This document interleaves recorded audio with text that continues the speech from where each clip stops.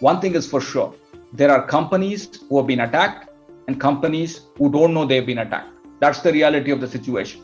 And I think it's a question of accepting the reality that you are exposed. It's only a question of time. So when it does really happen, how do I bounce back faster? And as you said, keep the engine running. Welcome to the Reimagining Cyber podcast, where we share short and to the point perspectives on the cyber landscape. It's all about engaging yet casual conversations on what organizations are doing to reimagine their cyber programs while ensuring their business objectives are top priority. With my co-host, Stan Wisseman, Head of Security Strategist, I'm Rob Borrego, Chief Security Strategist, and this is Reimagining Cyber.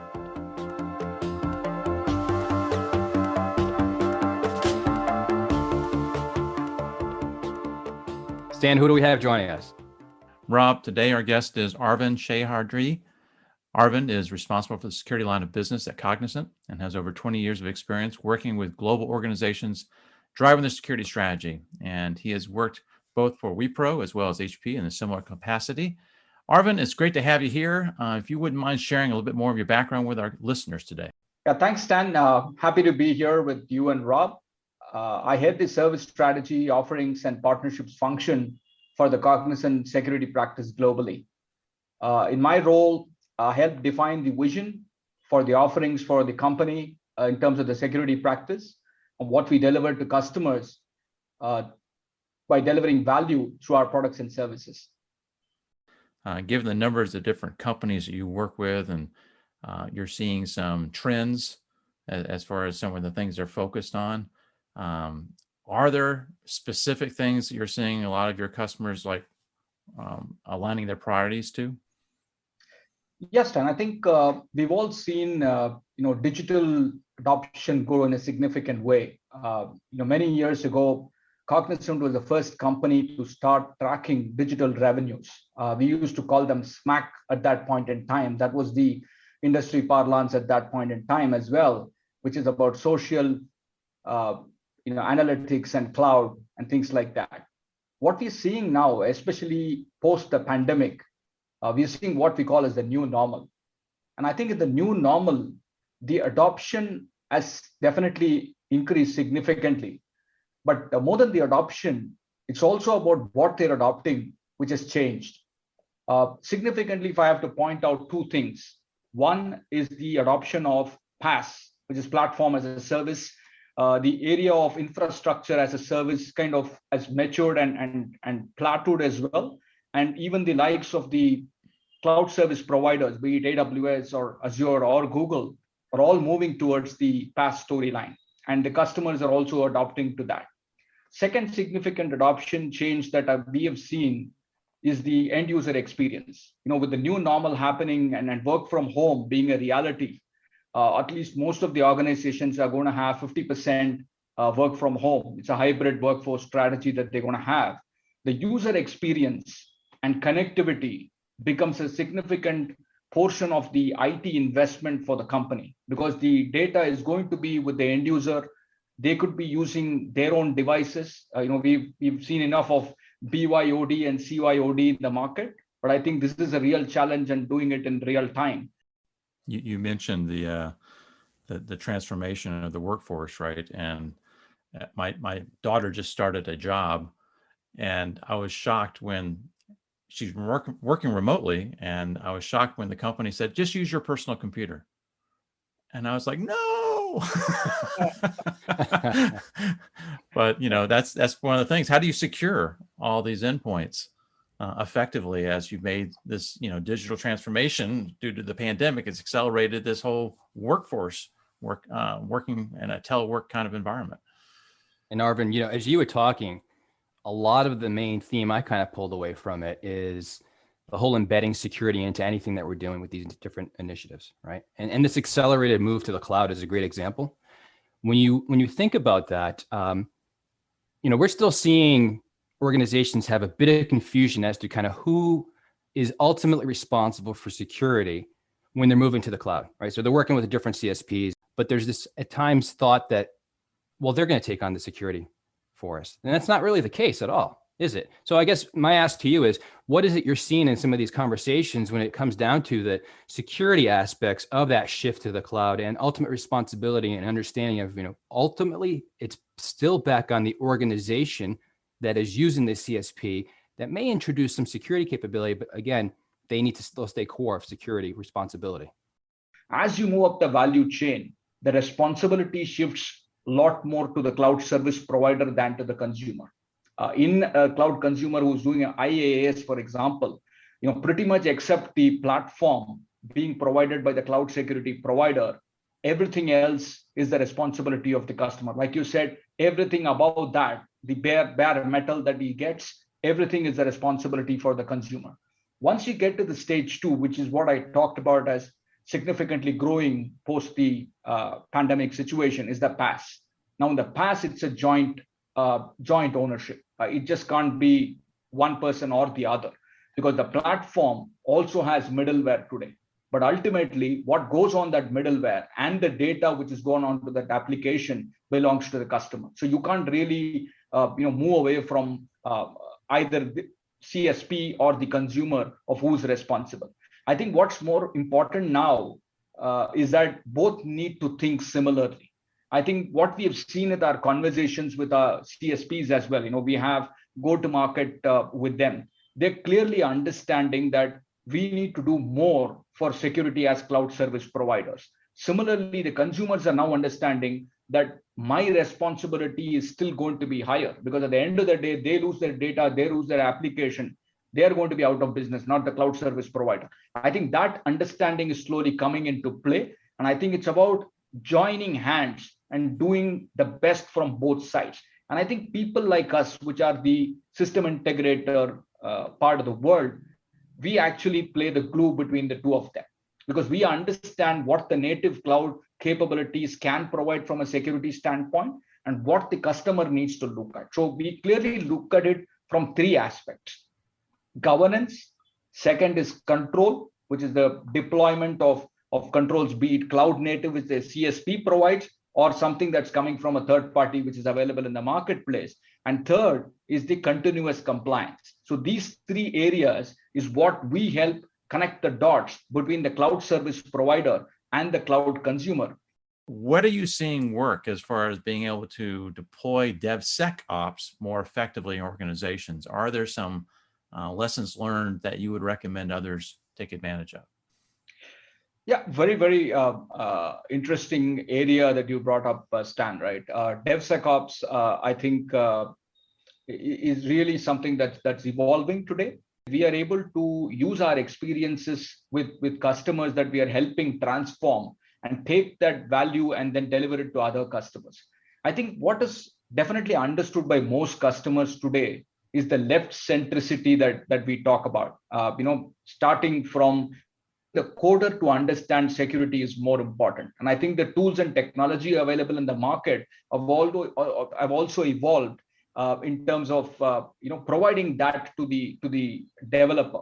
And what we look at it from an overall framework, the one that you were talking about, is to look at threat modeling, build the security at the design stage of the development itself. Now that defines what my entire chain will look like. So you build in the design, the threat model, then you build in the SAST and DAST tools, which actually define and tell you what is wrong with the code, with static analysis and then eventually with dynamic analysis. And what we've also kind of incorporated, which I think is value for customers, is ultimately this is all running underneath an infrastructure. So there is mechanism needed to also look at the operational efficiency and security risk of that infrastructure. So you kind of blend both the application security and the infrastructure security and bring it into a SOC platform, the integrated view of application vulnerability and the level of patching that's being done there, and the infrastructure level and the potential risks that this platform has into your SOC, which then becomes a single pane of glass view. And then we can bring in technologies like orchestration, automation, which helps you to plug and remediate that gap. So I think it's a whole combination of people, process, and technology. It's a cliched statement, but I think it's much more valid today in a DevSecOps arena than ever before. So the advantage of having a threat modeling approach up front is you have specific risks and threat vectors, your attack vectors you're concerned about for that application that can then drive the requirements and the amount of rigor. If you have a low risk app based on the threat model, you may not have as rigorous a set of assurance activities associated with that application versus a financial externally facing application that is going to be more exposed and you're worried about, you may ramp it up. And I think that the fact that you have that whole journey sort of laid out as far as not only the upfront and the design, but also post-production linked with the SOC is a great way of sort of completing that circle. As you said, Arvind, if we had a conversation with you a year ago, you probably wouldn't have had a detailed relative to the SEC portion of DevOps, right? When you think about another area that I think is starting to make some very positive traction, I think industry and some different verticals are kind of emphasizing the need, and it's around specifically product security. And so, the importance of cyber securing a product is again having relevance. The key aspect and attribute behind it from a consumer is really about trust and safety at the end of the day. But when you look at that and you think about, medical devices and all these different connected devices and a lot of things that we're seeing out there now where I think, as an example, in the marketplace, you've seen a lot more open roles focusing on product security come to fruition, which is great. But what are you seeing in the different client engagements you have around product security, specific more so to the IoT side of the equation? It's a conversation which is raging in the manufacturing sector. From our perspective, we typically are in three domains, right? The connected health, connected automobiles, and connected factories. And each one has its own uniqueness because the protocol these legacy platforms use is different for different industries. So the technologies that are available in the market also need to evolve to keep pace with the newer ones that are being introduced, as well as the legacy systems that are there. I think broadly what we look at from an IoT perspective, right? Industry 4.0 and an IoT OT security perspective. The fundamental thing is visibility. You can't protect if you can't see. So you've got to have technologies and tools that are able to see what is happening in the systems, whether it's a PLC in a factory or a sensor sitting in an automobile transmitting something back to a cloud in a car that is there. Now that activity has to be seen. And that's where a lot of tools today are available, which are focused on the activities that are happening. And secondly, you also need to look at the vulnerabilities of those tools. So any software intrinsically has vulnerability. Fix that vulnerability and also put controls in place that it has that cyber resilience even when that fix is clearly happening.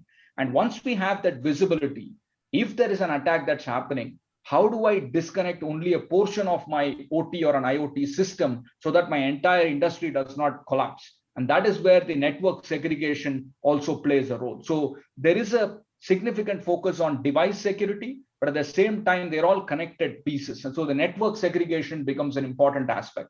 We look at it from what we call as the edge to the cloud security framework. The device, both internally within the device. If I have an application that can run within the device, I can actually secure the device and what can run or what cannot run, what we call as the application control mechanisms. Secondly, if they can't run anything in the device, we at least have a mechanism of authenticating that it is a genuine one. We don't want a forfeited medical equipment connected to a patient. Then the network, which is the connected part. And eventually, most of these systems have controllers that are outside, especially if you look at telematics and automobiles, connected automobiles. They have a controller sitting in the cloud. So I need to protect that as well. Because if I take the controller and mess with that, it's going to destroy 20,000, a lakh devices at the same time. When we look at an IoT, OT security, it's a whole string of things that need to be looked at. But primarily, as you said, it is about the device per se to start with. What additionally we want to focus on, and I think we are also seeing that in the market today, the SOC has traditionally been focused on only IT risk management.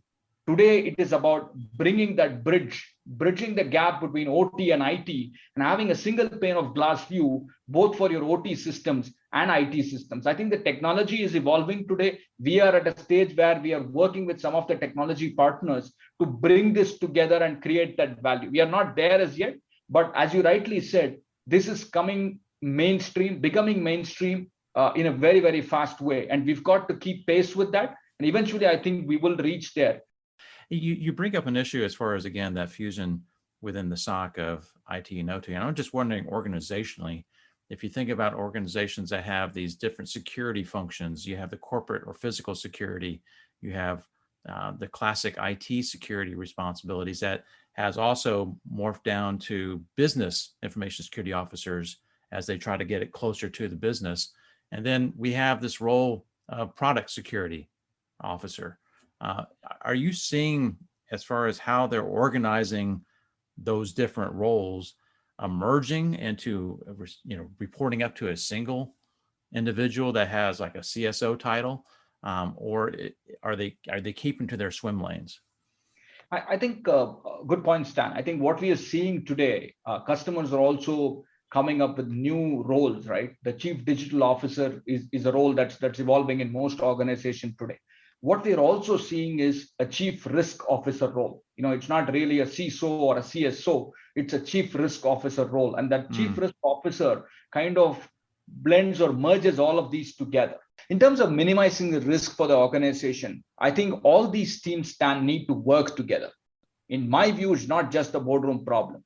The security guard at the gate who lets people inside to the CEO of the organization has to think security. And I think they'll have to create these kind of cross-functional teams which understand the importance of security. And you talked about identity management, Stan. That's the fundamental baseline for any organization. I need to know who you are and what you are accessing for what purpose. If you are able to bring that into the various organizations, it's not there as yet. And I completely agree with you. A lot of the organization today operate in silos. And I had a conversation with one of the CSOs where identity management office is with the application team. I asked him, you're the CISO of the company.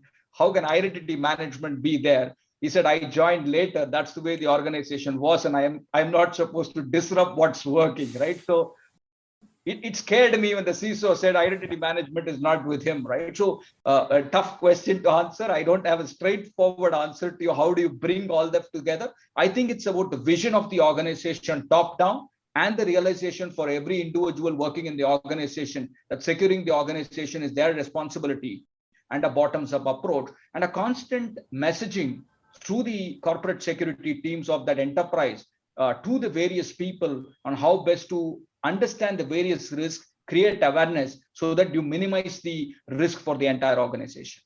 One of the things as we're talking across multiple different aspects of cyber and the kind of tie into individual verticals that you've had so much exposure to, Arvind, is a frame of thinking that we've been discussing and had previous conversations, which is all around cyber resilience.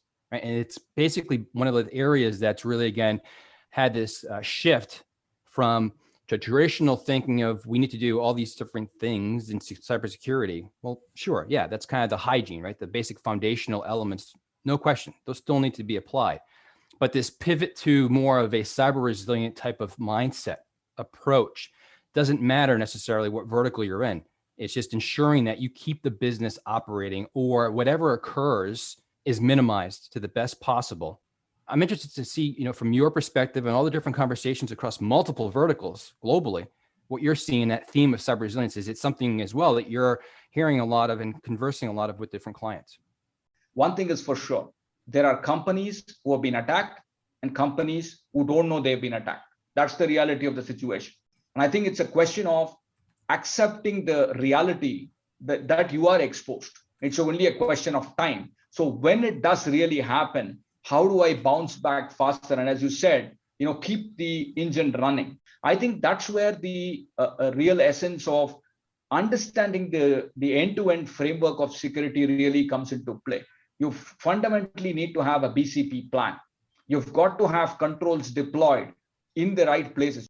Identify what investment to make where. I don't want to secure 25 logs for a receptionist PC, which has no value. I need to look at where I need to make that investment. That's the second thing. And third is creating this integrated framework of people, right? Cross-functional teams from HR to finance to all the people.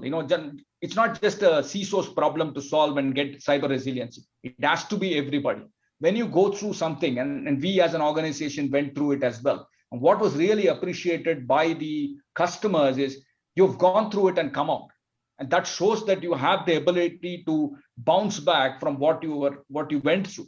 And that learning is being passed on to all our customers today. And very big names have gone through this. IT service providers, manufacturing companies, everybody has gone through this phase of, and especially with the pandemic today, there are medical companies, which is the pharma companies who are creating the drugs, which is the vaccines.